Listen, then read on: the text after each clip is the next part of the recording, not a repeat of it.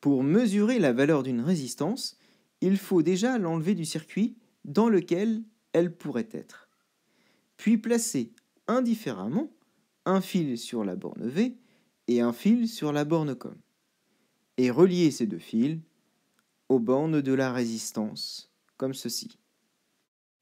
Notons toutefois qu'il n'y a pas d'ordre pour placer les fils aux bornes de la résistance, contrairement à la fonction voltmètre et ampèremètre. Ensuite, on va placer le sélecteur dans la zone verte, correspondant donc à la fonction ohmmètre. On se place sur le plus grand calibre, c'est-à-dire 2 mégaohms.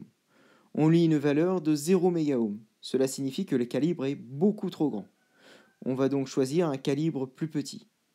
Sur le calibre 200 kOhm, on lit une valeur de la résistance de 0,2 kOhm. Le calibre est encore trop grand.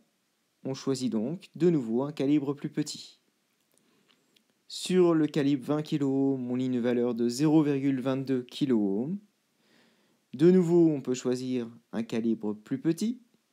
Et sur le calibre 2 kOhm, on lit une valeur de 0,221 kOhm. Maintenant, si on se place sur le calibre 200 ohms, on s'aperçoit qu'un 1 s'affiche sur l'écran. Cela signifie que le calibre choisi est trop petit. En effet, la valeur de la résistance dépasse le calibre 200 ohms. Il convient donc de se remettre sur le calibre 2 kOhm pour faire la mesure la plus précise possible. Ça va être à toi de t'exercer en classe, alors j'espère que tu as bien compris.